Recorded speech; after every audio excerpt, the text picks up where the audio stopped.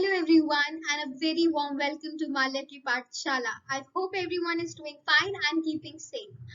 Last videos में हमने बात करी थी फ्रेंच रेवोल्यूशन की कि आखिर क्या थी सिचुएशन फ्रांस की एंड कैसे हुआ फ्रांस में रेवोल्यूशन. अगर आपने प्रीवियस वीडियोस नहीं देखी हैं देन उसका लिंक मैं डिस्क्रिप्शन बॉक्स में नीचे डाल रही हूँ ताकि आप उन वीडियोस को भी देख सकें. आज की वीडियो में हम बात करेंगे कि कैसे फ्रांस बन गया एक कॉन्स्टिट्यूशनल मोनार्की एंड क्या क्या रहा उसका इम्पैक्ट. वीडियो को शुरू करने से पहले आपसे दो रिक्वेस्ट हैं. सबसे पहले तो इस वीडियो को अंत तक की जरूर देखिएगा क्योंकि इस वीडियो में मैं आपको बहुत सारी इंपॉर्टेंट चीजें बताऊंगी, इंपॉर्टेंट समरी दूंगी फ्रेंच रेवोल्यूशन की. And second thing, please subscribe to the channel and और भी किसी को जिसे आप जानते हो जिनकी इस चैनल के थ्रू मदद हो सकती है तो डू शेयर द लिंक ताकि ऐसे ही मैं आगे सीबीएसई बोर्ड के लिए वीडियोस बनाती रहूं एंड आप लोग उसको देखते रह सकें. तो चलिए शुरू करते हैं आज का वीडियो.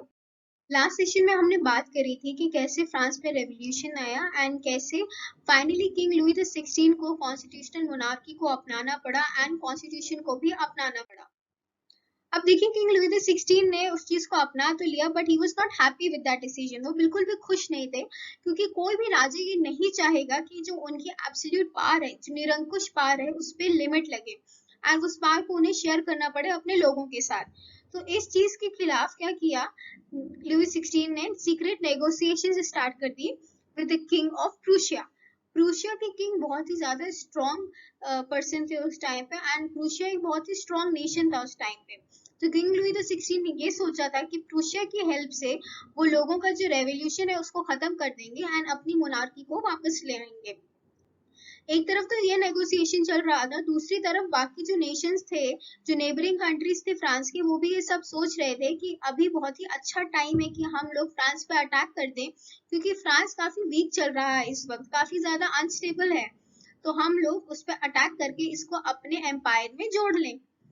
ये सारी चीजों के बारे में जब लोगों को पता चला तब नेशनल असेंबली ने डिसाइड किया 1792 में कि इससे पहले कि राजा कुछ करे, इससे पहले कि किंग कुछ करे, इससे अच्छा ये रहेगा कि हम पहले ही वॉर डिक्लेयर कर दें प्रूशिया और ऑस्ट्रेलिया के खिलाफ. देखिए प्रूशिया के खिलाफ वॉर का तो रीजन हमें समझ आता है कि ये डर था कि प्रूशिया जो है फ्रांस के खिलाफ वॉर कर देगा एंड अगर फ्रांस अपने आप को नहीं बचाएगा तो फ्रांस भी इंक्लूड हो जाएगा प्रूशिया के अंडर. ऑस्ट्रिया के खिलाफ वॉर डिक्लेयर करने का सबसे बड़ा रीजन ये था कि जो मैरी एंटोनेट थी, किंग लुई द 16 की वाइफ, वो ऑस्ट्रिया की प्रिंसेस थी एंड जो लोग थे फ्रांस की वो बहुत ज्यादा डिसलाइक करते थे मैरी एंटोनेट को उनकी लैविश लाइफस्टाइल की वजह से, उनके खर्चों की वजह से, उनके एडवाइसेस की वजह से लोगों ने बहुत ज्यादा सफर किया था और उन्होंने डिसाइड किया कि अब वक्त है कि हम बदला लें मैरी एंटोनेट से. ये वॉर बहुत ही ज्यादा स्पेशल था, ये वॉर बहुत ही ज्यादा डिफरेंट था क्योंकि पहली बार ऐसा हुआ था कि जो कॉमन लोग थे, जो कॉमन पीपल थे, उन्होंने वॉर का ऐलान किया था किंग्स और एरिस्टोक्रेसीज के अगेंस्ट. एरिस्टोक्रेसी से हमारा मतलब है रिच लोग, जो रिच पीपल थे उनके खिलाफ वॉर डिक्लेयर करते थे. और ये पूरे यूरोप में चल रहा था. जितने भी कॉमन पीपल थे उन्होंने अब डिसाइड किया कि अब बहुत हो गया, हम लोग बहुत दब चुके हैं, हमारी आवाज को बहुत ज्यादा दबाया जा चुका है और हमें बहुत ज्यादा एक्सप्लॉइट किया जा चुका है. Thousands of volunteers joined the army. हजारों की संख्या में जो कॉमन लोग थे उन्होंने आर्मी को ज्वाइन करा एंड उन्होंने इस वॉर में अपना पार्टिसिपेशन शो किया. Patriotic song such as Marseillaise were composed and सung. बहुत सारे पेट्रियोटिक गाने गाए गए, उनमें से सबसे ज्यादा इम्पोर्टेंट जो था वो था मर्सिलीज. मर्सिलीज देखिए फ्रांस में एक सिटी भी है, उसकी एक जगह का भी नाम है एंड वहां के लोगों ने बहुत ज्यादा पार्टिसिपेशन दिया था इस वॉर में, इसीलिए इस गाने का नाम था मार्चे डेस मर्सिलीज एंड आगे जाकर के ये गाना बन गया फ्रांस का नेशनल एंथम. तो आप समझ लीजिए कि ये बहुत ही ज्यादा इम्पोर्टेंट नाम है एंड इसको कंपोज किया था इस गाने को रोगे दे लिस्ली ने, रोगे दे लिसी ने. एंड ऐसे ही बहुत ज्यादा पेट्रियोटिक, बहुत ज्यादा नेशनलिस्टिक फीलिंग्स जाग गई थी फ्रांस के लोगों में और उन्होंने डिसाइड कर लिया था कि अब वो चीजें अपने हाथ. इस वॉर के दौरान सबसे ज्यादा जो इम्पोर्टेंट रोल प्ले किया था वो प्ले किया था हमारे पॉलिटिकल क्लब्स ने. अब देखिए जो कॉन्स्टिट्यूशन फॉर्म हुआ था 1791 ने, उसने जो पॉलिटिकल राइट्स थे वो सिर्फ और सिर्फ richer section of the society को थे, यानी सिर्फ अमीर लोगों के पास ही पावर गई, यानी कि जो कॉमन पीपल थे, जो मिडिल क्लास थे, उनका तो अभी भी कोई नहीं सोच रहा था, उनके लिए तो अभी भी कोई कुछ भी नहीं कर रहा था।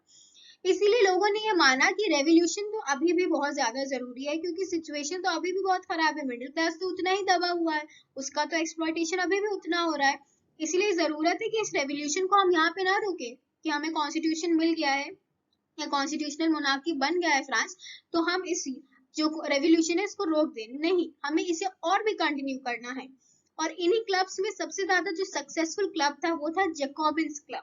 जैकोबिन्स क्लब आम लोगों से बना हुआ था, एंड जो खासियत थी इस जैकोबिन्स क्लब की वो ये थी कि इसमें जो ज्यादातर लोग थे वो बिलोंग करते थे मिडिल क्लास सोसाइटी से, वो लोग मिडिल क्लास थे, एंड उनका मानना था कि वो लोग एक पर्टिकुलर सॉर्ट ऑफ ड्रेस पहनते थे, उनका एक यूनिफॉर्म कोड था जिसमें वो लोग स्ट्राइप्ड पैंट्स पहनते थे एंड पहनते थे रेड कैप।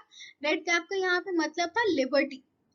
तो वो लोग एक पर्टिकुलर ड्रेस पहनते थे सारे लोग, ताकि वो दिखा सके कि वो और लोगों से अलग है, एंड जो उनका मेन पर्पस है, मेन मोटिव है, वो है लाना इक्वालिटी, वो है लाना लिबर्टी, ताकि किसी के भी सोसाइटी में स्टेटस के बेसिस पे उसके साथ डिफरेंस ना किया जाए, कि वो अमीर है तो उसको ज्यादा प्रायोरिटी दी जाए और वो गरीब है तो उसको कोई प्रायोरिटी ना दी जाए। इसीलिए जैकोबिन्स क्लब बहुत ही इंपॉर्टेंट क्लब बन करके आया, एंड उसने काफी सारे चेंजेस लाने में मदद करे।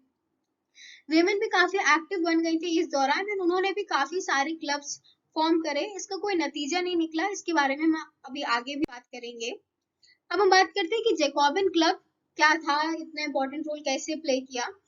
इसमें जो मेंबर्स थे वो बिलोंग करते थे less prosperous section of the society, यानी कि वो मिडिल क्लास लोग थे और कॉमन लोग थे, वो रिचर सेक्शन से नहीं बिलोंग करते थे। और उनके जो ऑक्यूपेशंस थे वो बेसिक थे, स्मॉल शॉपकीपर्स थे, artisans, painters, daily veg workers etcetera, यानी रोजमर्रा के काम करने वाले आम लोग, जिनके लिए कॉन्स्टिट्यूशन ने कोई भी चेंज नहीं लाया था। उनके लीडर थे मैक्सिमिलियन रॉबेस्पियर। ये नाम बहुत ही ज्यादा इंपॉर्टेंट है, क्योंकि इस इंसान ने बहुत ही ज्यादा इंपॉर्टेंट अभी आगे रोल प्ले किया है, एंड इनके बारे में हम कई सारी चीजें पढ़ेंगे, इसीलिए ये नाम हमें याद रखना है। मैक्सिमिलियन रॉबेस्पियर अगर लंबा पड़ रहा है तो सिर्फ रॉबेस्पियर भी याद रखना काफी रहेगा। 1792 में प्लान किया गया एक uprising with a large number of Parisians. Jacobin club के लोगों ने ये डिसाइड किया कि अरे कॉन्स्टिट्यूशन ने तो हमारे लिए कुछ किया नहीं है, उल्टा ये जो मोनार्क है ये हमारे खिलाफ बाकी कंट्रीज से नेगोशिएशन कर रहा है, तो अब हमें जरूरत है इकट्ठा होने की, एक साथ आने की और एक रेवोल्यूशन करने की, इस जो मोनार्की है, कॉन्स्टिट्यूशनल मोनार्की है, इसके खिलाफ। इसमें क्या हुआ कि कई हजारों की संख्या में लोग पैलेस ऑफ द ट्यूरिस्ट की तरफ गए, एंड उन्होंने क्या किया, जो किंग्स गार्ड थे उन्हें मारते चले गए, उन्हें मैसेकर कर दिया, उन्हें मार डाला और किंग को एज अ हॉस्टेज ले लिया। किंग एंड उनकी वाइफ मैरी एंटोनेट को बंदी बना लिया। इसके बाद इलेक्शंस हुए फ्रांस में, एंड उन इलेक्शंस में जितने भी मेन थे जो 21 इयर्स के ऊपर थे उनको मिला राइट टू वोट। अभी तक अगर आपको याद हो तो कॉन्स्टिट्यूशन ने ये कहा था कि जो लोग 25 इयर्स के हैं उन्हीं को सिर्फ वोट देने का अधिकार था, एंड वो भी तब अगर वो रिचर सेक्शन से बिलोंग करते हैं, अगर वो बहुत टैक्स ब्रैकेट में नंबर 1 पे आ रहे हो, बहुत ज्यादा टैक्स पे कर रहे हो, प्रॉपर्टीड इंसान हो, उनके पास खूब सारी प्रॉपर्टी हो, तभी वो वोट कर सकते थे। लेकिन इस इलेक्शन में ऐसी चीजें नहीं थी। इस इलेक्शन में सारे मेन जो 21 इयर्स की एज के ऊपर थे, भले उनके पास प्रॉपर्टी थी या नहीं थी, वो वोट कर सकते थे। यहाँ पे एक और इम्पोर्टेंट चीज जो याद रखने के लिए है वो ये है कि विमेन के अभी भी कोई नामो निशान नहीं था। विमेन को अभी तक की कोई भी पावर ऐसी नहीं दी गई थी, उन्हें वोटिंग के लिए राइट नहीं दिया गया था। एंड फॉर्मेशन हुआ एक कन्वेंशन का, ये थी एक न्यूली इलेक्टेड असेंबली। ये फाइनली निकल के आए इस इलेक्शन से। 1792 ने एबॉलिश कर दिया मोनार्की को एंड डिक्लेयर किया फ्रांस को एक रिपब्लिक। बहुत ही इंपॉर्टेंट डेट है, इसे हमें याद रखना है कि कैसे फ्रांस में मोनार्की को बिल्कुल खत्म कर दिया गया और फ्रांस को एक रिपब्लिक डिक्लेयर किया गया। अब जब मोनार्की खत्म हो रही है तो मोनार्क को भी खत्म होना पड़ेगा, इसीलिए हुआ execution of Louis the 16। Louis the 16 को और उनकी वाइफ मैरी एंटोनेट को सेंटेंस दिया गया कोर्ट ने on the charge of treason, यानी कि देशद्रोह किया। उन पे ये इल्जाम लगा कि वो अपने देश के साथ वफादार नहीं थे, उन्होंने अपने देश को देश के हित में काम नहीं किया। इसी के बेसिस पे उनको सेंटेंस किया गया डेथ, उन्हें मौत की सजा सुनाई गई। 21 जनवरी 1793 को पब्लिक के सामने पैलेस दे ला कॉनकॉर्ड में सबके आगे मार दिया गया लुई द 16 को एंड मैरी एंटोनेट को। अब यहाँ तक की तो हमने बात करी कि कैसे मोनार्की का फाइनली एंड हुआ। मोनार्की चाहे कॉन्स्टिट्यूशनल मोनार्की हो चाहे मोनार्की, वो पूरी तरीके से खत्म हो गए फ्रांस में। बट अब आया द रेन ऑफ टेरर। ये था 1793 से 1794 का पीरियड एंड ये काफी ही ज्यादा डिस्ट्रक्टिव पीरियड था। इस पीरियड के दौरान भी लोगों ने बहुत सारी चीजें सही एंड बहुत ही ज्यादा प्रॉब्लम्स फेस करी। सबसे पहले इस रेन ऑफ टेरर में आई policy of severe control and punishment. यहाँ पे बहुत ही ज्यादा रिजिड सिस्टम था, पनिशमेंट दी जाती थी लोगों को एंड बहुत ही ज्यादा कंट्रोलिंग था माहौल। Enemies of the Republic were tried and imprisoned. अगर किसी भी इंसान को ये देखा जाता था, चाहे वो किसी भी वर्ग से बिलोंग करता हो, चाहे उसका कोई भी स्टेटस हो, सोशल स्टेटस, अगर ये पाया जाता था या ऐसा शक भी होता था कि वो देश के एनिमी है या फिर वो कुछ भी देश के खिलाफ कर रहे हैं, तो उन्हें तुरंत ट्रायल के लिए भेजा जाता था और उन्हें जेल में डाल दिया जाता था। If the court found one guilty, they were guillotined. And अगर वो निर्दोष नहीं पाए जाते थे, वो दोषी करार होते थे, if they were found guilty, they were guillotined. उन्हें मार दिया जाता था। एंड ग्लूटेन क्या होता है हम नेक्स्ट स्लाइड में आपको बहुत डिटेल में बताएंगे। ट्रीजन एक बहुत ही इंपॉर्टेंट टर्म यहाँ से निकल आया। ट्रीजन का मतलब है बिट्रेयल ऑफ वंस कंट्री और गवर्नमेंट। जब हम अपने देश के खिलाफ जाकर के कोई काम करते हैं तो उसे कहते हैं बिट्रेयल। ग्लूटेन का टर्म हमने ये यूज किया। ग्लूटेन एक्चुअली था एक डिवाइस जिसमें 2 पोल्स थी और एक ब्लेड थी। इस इमेज के थ्रू हम देख सकते थे, जिसमें एक इंसान का सर रखा जाता था एंड देन उस ब्लेड के थ्रू उसका सर काट दिया जाता था। दे वर बी हेडेड। तो यही किया जाता था उस दौरान। अगर किसी को भी ये लगता था कि ये इंसान गवर्नमेंट के खिलाफ जा रहा है तो उसको ट्रायल पे किया जाता था, फिर उसे इम्प्रिजन करा जाता था एंड फाइनली दे वर ग्लूटेंड, यानी उनका सर काट दिया जाता था। रोबेस्पियर की गवर्नमेंट के कुछ पॉइंट्स थे जो हमें याद करने बहुत जरूरी हैं। सबसे पहले जो पॉइंट था कि ये बहुत ही कंट्रोलिंग किस्म के हेड थे ऑफ द गवर्नमेंट। इन्होंने हर चीज में सीलिंग लगाई थी, हर चीज में रिजिडिटी रखी थी। सबसे पहली चीज ceilings on wages and prices. इन्होंने हर चीज पे एक लिमिट लगा दी थी, यानी कि अगर आप मजदूर हैं तो मजदूरी पे आपको सिर्फ इतना ही वेज मिलेगा, इससे ज्यादा नहीं। चीजों के प्राइसेस को भी तय कर दिया गया था कि अगर बनाना 10 रुपीज के तो वो 10 रुपीज के ही रहेंगे, चाहे वो कोई और वैरायटी क्यों ना हो। Then the meat and bread were ration. यहाँ पे था कि मीट और ब्रेड था वो भी सबको बहुत ही लिमिटेड अमाउंट में मिलता था, हर चीज बहुत ही ज्यादा रिजिड थी। Then equality bread. Equality bread का मतलब था कि जो ब्रेड स्टेपल डाइट थी, यानी कि रोजमर्रा में जो खाने जाने वाली चीज थी ब्रेड, फ्रांस में वो बना दी थी। उन्होंने कॉन्सेप्ट लेके आए रॉबेस्पियर की इक्वालिटी ब्रेड का, यानी कि एक ही तरीके की ब्रेड होगी, एक ही तरीके की वैरायटी होगी ब्रेड में, जो चाहे रिच इंसान हो चाहे पुअर इंसान हो उनको खानी होगी। ऐसा कोई कॉन्सेप्ट नहीं होगा कि कोई महंगी सस्ती। तो वो कॉन्सेप्ट लेके आए इक्वालिटी ब्रेड का। देन जो सबसे बुरी चीज रॉबेस्पियर गवर्नमेंट ने की थी वो थी चर्चेस वर कन्वर्टेड इनटू बैरक्स और ऑफिसेस। कि ये तो देखिए गलत चीज है कि चर्चेस को कन्वर्ट करना, चर्चेस को ऑफिसेस में बनाना, किसी के फेथ पे क्वेश्चन करना बहुत ही ज्यादा गलत था। देन पहले फ्रांस में की अगर हम बात करें तो बड़ी ही रॉयल कंट्री है। फ्रांस में लोग एक दूसरे को मैडम एंड सर करके एड्रेस करते थे। जब रॉबेस्पियर की गवर्नमेंट आई तो उन्होंने कहा देखिए ये मैडम एंड सर वाला कॉन्सेप्ट अब नहीं चलेगा, अब सिर्फ 2 चीजें होंगी, सिटोयन एंड सिटोयन, यानी कि सिटीजन। हर कोई सिटीजन है, हर कोई इक्वल है एंड ऐसे ही आप एक दूसरे को एड्रेस करेंगे। ना कोई सर है ना कोई मैम है, कोई आपसे ऊपर नहीं है, सब एक लेवल बराबर है। अब आया a directory rule of France. Robespierre was convicted by the court in July 1794। अब देखिए इतना ज्यादा रिजिड था रूल जो रोबेस्पियर का कि रोबेस्पियर के लोग जो साथ में थे उनकी गवर्नमेंट में, जिनके साथ मिलकर के रोबेस्पियर ने गवर्नमेंट बनाई थी, वो भी बहुत नाखुश थे रोबेस्पियर से कि इतनी ज्यादा हर जगह उन्होंने लिमिटेशंस लगा दी थी लोगों के रहने पे, खाने पे।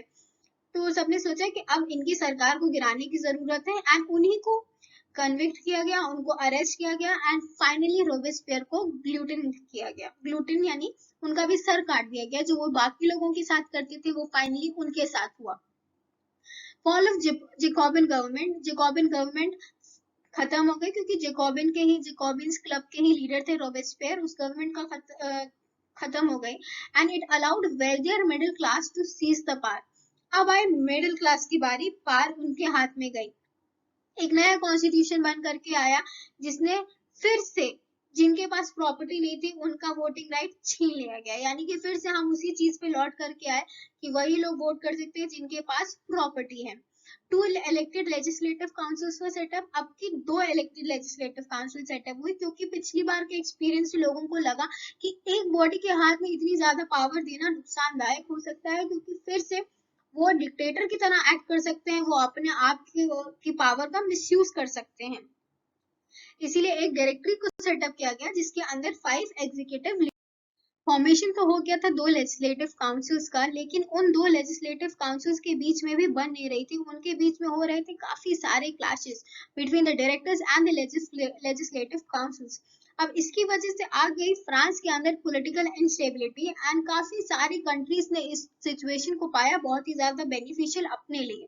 उन्होंने सोचा कि ऐसी सिचुएशन में अगर फ्रांस है तो फ्रांस को हम अटैक कर देंगे, फ्रांस पे हम अटैक करेंगे एंड फ्रांस को अपने एम्पायर में जोड़ लेंगे। तो ऐसी सिचुएशन में जो लीडर उभर के आया उनका नाम था Napoleon Bonaparte. He was a military dictator and उनकी डिक्टेटरशिप का यहाँ से शुरुआत हुई।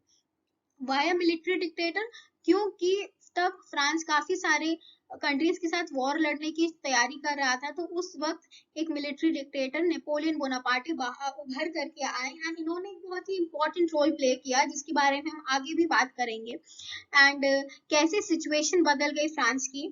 तो नेक्स्ट सेशन में हम लोग बात करेंगे कि कैसी थी वेमेन की कंडीशन, कैसी थी स्लेवरी की कंडीशन, क्या क्या चेंजेस आए एंड क्या चेंजेस आए एवरीडे लाइफ में लोगों की। तो हम मिलेंगे नेक्स्ट वीडियो में। Till then take care, bye bye. Do subscribe to the channel. Let me know in the comment section कि कैसी लगी आपको वीडियो। If you like the video then do hit the bell icon and do hit the like button ताकि आगे भी आपको ऐसी ही वीडियोस मिलती रहे and we will meet till then in the next part. Take care, bye bye.